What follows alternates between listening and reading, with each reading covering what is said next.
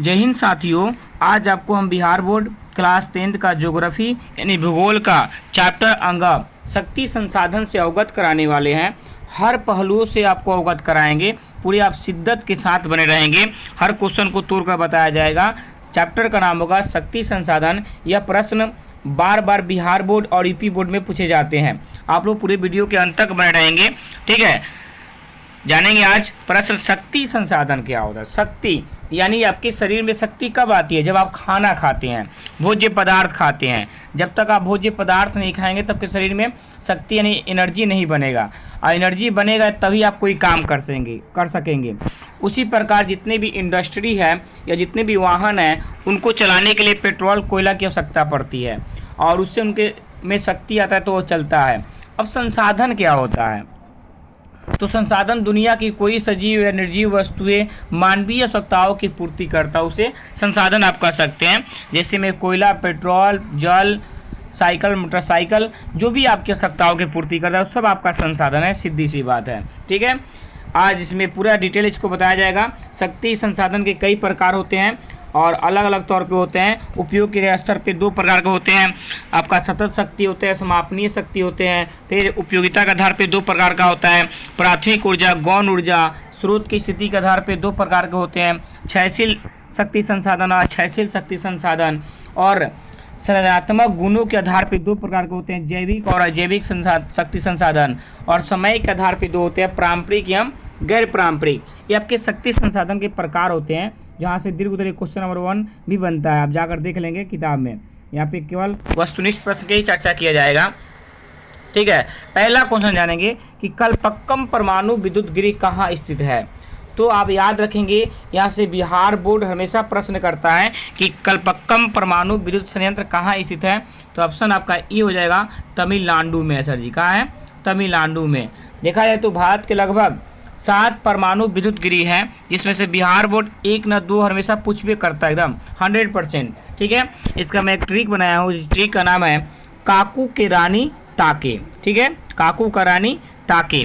का से हो जाएगा कल्पक्कम, कु से हो जाएगा कुंडलकुलम, और का से हो जाएगा ककरपारा, र से हो जाएगा राणा प्रताप सागर, नी से हो जाएगा निरौरा, ता से हो जाएगा तारापुर, और के से हो जाएगा कैगा। इसको आप लिख लेंगे ट्रिक कॉपी में, ये आपके लिए बहुत इंपॉर्टेंट होगा। 100% हमेशा क्वेश्चन यहाँ से आइबे करते हैं, ठीक है। तो आप याद रखेंगे तारापुर कहाँ पे स्थित है, तो महाराष्ट्र में है। राणा प्रताप सागर परमाणु विद्युत गृह कहाँ पे है, राजस्थान में। कल्पक्कम कहाँ पड़ता है, तमिलनाडु में, अभी मैंने बताया। और नरौरा कहाँ पड़ता है, उत्तर प्रदेश में पड़ता है। ककरपारा कहाँ पड़ता है, तो आपके गुजरात में पड़ता है। कैगा कहाँ पड़ता है, कर्नाटक में पड़ता है। कुंडनकुलम कहाँ पड़ता है, तो आपके तमिलनाडु में पड़ता है। ये बात याद रखेंगे, ये सीधे पेपर में छपेगा, ठीक है, याद रखेंगे। अगला क्वेश्चन जानेंगे, क्वेश्चन नंबर 2 होगा, नरकटिया तेल क्षेत्र कहाँ स्थित है। तो ऑप्शन बी हो जाएगा, असम में है सर जी। कहाँ है? असम में। या क्वेश्चन कभी कभी ऐसे भी पूछ सकता है कि नरकटिया किस खनिज के लिए प्रसिद्ध है। तो कहेंगे आप तेल के लिए, ठीक है, पेट्रोल के लिए, तेल के लिए। क्वेश्चन नंबर 3 होगा, निम्न में से कौन भारत का पहला स्वदेशी प्रयास से बना परमाणु विद्युत गृह है। तो ऑप्शन डी हो जाएगा, कल्पक्कम। कौन है भैया? कल्पक्कम। फिर कल्पक्कम परमाणु विद्युत गृह कहाँ स्थित है, तो आपको मैंने अभी बताया तमिलनाडु में। कहाँ है? तमिलनाडु में। क्वेश्चन नंबर 4 है, हिमाचल प्रदेश के मणिकर्ण में किस प्रकार का ऊर्जा संयंत्र है। तो ऑप्शन बी हो जाएगा, भूतापीय ऊर्जा संयंत्र, ठीक है, भूतापीय ऊर्जा संयंत्र। या कभी कभी क्वेश्चन उल्टा कर देता है कि भूतापीय ऊर्जा संयंत्र का संबंध किस राज्य से है। तो आप कहेंगे हिमाचल प्रदेश से है सर जी। कहाँ से है? हिमाचल प्रदेश से। क्वेश्चन नंबर 5 जानेंगे, प्राकृतिक गैस किस खनिज के साथ पाया जाता है। तो पेट्रोलियम के साथ पाया जाता है। पेट्रोलियम जो होता है ना, इसे कई चीज़ों की हम लोग प्राप्ति करते हैं, ठीक है। पेट्रोलियम से देखा जाए तो कई चीज़ों की प्राप्ति की जाती है। जैसे पेट्रोलियम से देखा जाए तो हम लोग डीजल प्राप्त करते हैं, गैसोलीन प्राप्त करते हैं, केरोसिन तेल प्राप्त करते हैं, कीटनाशक दवाइयाँ प्राप्त करते हैं, पेट्रोल, साबुन, कृत्रिम रेशा, प्लास्टिक आदि सब आपके पेट्रोलियम से बनाए जाते हैं। ये बात याद रखेंगे, ठीक है। सेकेंड क्वेश्चन जानेंगे सर। अगला क्वेश्चन, निम्न में से कौन जीवाश्म ईंधन है। तो ऑप्शन डी हो जाएगा, सभी है। यानी आपका पेट्रोल भी हो सकता है, कोयला भी हो सकता है और प्राकृतिक गैस भी हो सकता है। ये सब हम जलाते हैं, सब ये ज्वलनशील पदार्थ है। जैसे पेट्रोल, कोयला का यूज हम करते हैं, पेट्रोल बाइक में करते हैं, कोयला इंडस्ट्री में या खाना बनाने में, या प्राकृतिक गैस भी खाना बनाने में करते हैं। उसमें जो दो होता है, एक सीएनजी होता है, एक एलपीजी होता है। एलपीजी को खाना बनाने में करते हैं जिसको लिक्विड पेट्रोलियम गैस कहा जाता है, और सीएनजी होता है जिससे वाहन चलती है, ट्रक व्रक आपके वाहन चलते हैं, ठीक है। कंपाउंड नेचुरल गैस होता है सीएनजी का फुल फॉर्म, याद रखेंगे। ऑप्शन डी हो जाएगा सर जी। और ये सभी कौन से संसाधन है, तो अनवीकरणीय संसाधन है, यानी समाप्य संसाधन। क्वेश्चन नंबर 7 जानेंगे, कैगा परमाणु विद्युत गृह किस राज्य में स्थित है। मैंने अभी आपको बताया कैगा परमाणु विद्युत गृह कर्नाटक में। देखिए सर जी, अभी ही पूछ दिया है, ये हमेशा इसमें से प्रश्न ही करता है। 7 परमाणु विद्युत गृह से एकदम आता है। आप ट्रिक याद रखेंगे, काकू की रानी ताके, ताकी रे ताकी जब से तू आँख में झांकी। मजा आ गया।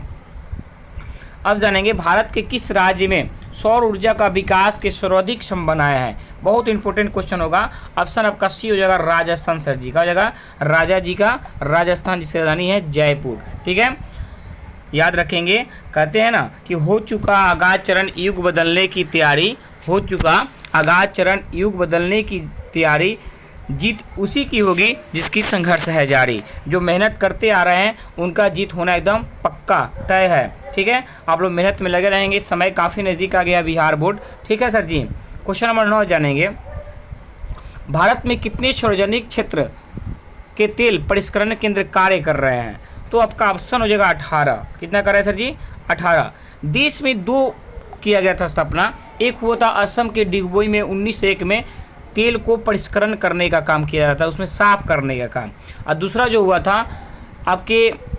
हुआ था वो आपके मुंबई में हुआ था, ठीक है। कहाँ हुआ था सर जी, मुंबई में हुआ था। और कब हुआ था, 1954 में हुआ था, याद रखेंगे। दूसरा परिष्करण केंद्र कब स्थापित हुआ था, 1954 मुंबई में।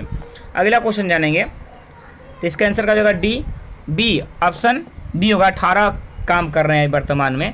10 नंबर जानेंगे, भारत के प्रथम जल विद्युत संयंत्र की स्थापना कहाँ की गई थी। तो ऑप्शन डी हो जाएगा दार्जिलिंग में। सर दार्जिलिंग कहाँ पड़ता है, तो दार्जिलिंग आपके पश्चिम बंगाल पड़ते हैं, पश्चिम बंगाल में पड़ते हैं। और यहीं से सबसे पहले जल से विद्युत की तैयारी की गई थी सबसे पहले। और दूसरा देखा जाए तो सबसे पहले की गई थी, कब की गई थी सर जी, तो 1897 में की गई थी।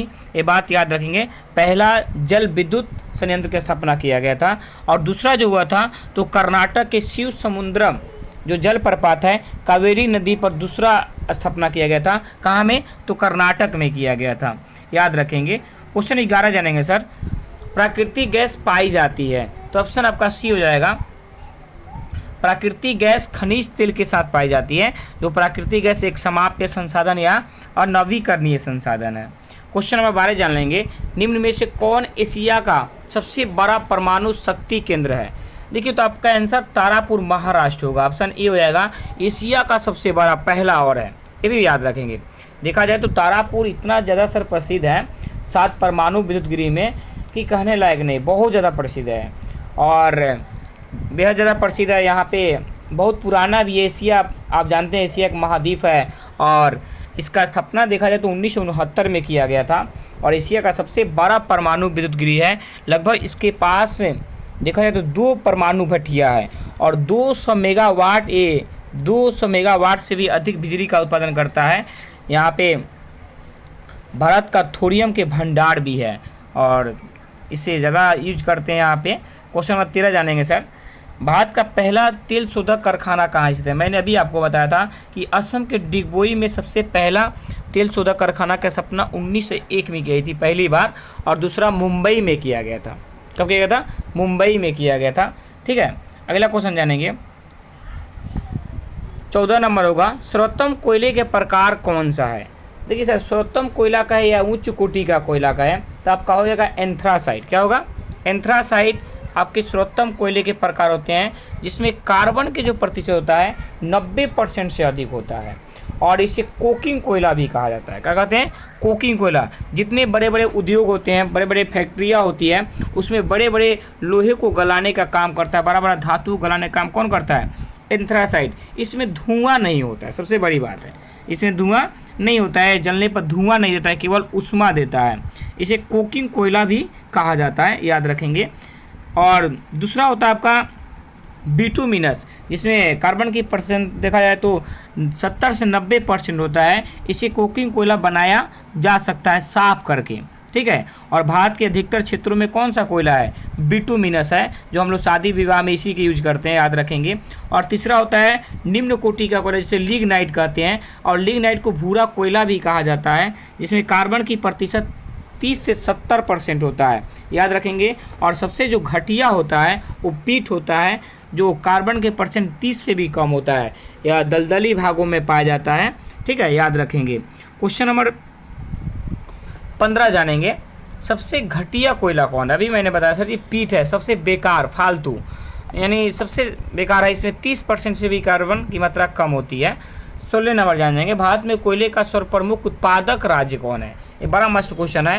मतलब देखा जाए तो सबसे ज़्यादा कोयला का उत्पादन कहाँ पे होता है भंडार और उत्पादन की दृष्टि से? तो आएंगे झारखंड सर। क्या होगा आपका? झारखंड। अब झारखंड देखा जाए तो झारखंड कोयले का उत्पादन भंडार की दृष्टि से पहला स्थान है। यहाँ पे 30% अधिक कोयला का भंडार करके रखा गया है और 23% उत्पादन किया जाता है। कहाँ पे? झारखंड में। ये बात याद रखेंगे। झारखंड के कुछ ज़िले हैं, झारिया, बोकारो, गिरिडीह, कनपुरा, रामगढ़, ये सब क्षेत्र जो है कोयला के लिए बेहद प्रसिद्ध है। रानीगंज हो गया जो आपके पश्चिम बंगाल में पड़ता है, ठीक है। अगला क्वेश्चन जानेंगे 17 नंबर, हीराकुंड बांध कहाँ है? तो आपके हीराकुंड बांध आपके उड़ीसा में पड़ेंगे। किस नदी पर? माहन नदी पर। ये दुनिया का सबसे लंबा बांध होगा, ये भी बात याद रखेंगे सर जी। तारापुर ऊर्जा केंद्र कहाँ है? आपके महाराष्ट्र में। एशिया का सबसे बड़ा परमाणु विद्युत गृह है, याद रखेंगे। और 19 नंबर क्वेश्चन है, ऊर्जा का मुख्य स्रोत क्या है? तो ऑप्शन डी हो जाएगा। इसमें सबसे ऊर्जा मिलती है, पेट्रोल से भी मिलेगा, विद्युत से भी मिलेगा, कोयला से भी मिलेगा, और ये सब से ऊर्जा मिलती है। 20 नंबर क्वेश्चन जानेंगे, भारत में सबसे पुराना तेल भंडार कहाँ स्थित है? तो आपका आंसर हो जाएगा ऑप्शन डी, डिगबोई में, जो 1901 में स्थापित किया गया था। डिगबोई कहाँ पड़ता है सर? तो असम में पड़ता है। 21 नंबर क्वेश्चन जानेंगे, झारखंड के झाड़िया क्षेत्र में मुख्यतः क्या पाया जाता है?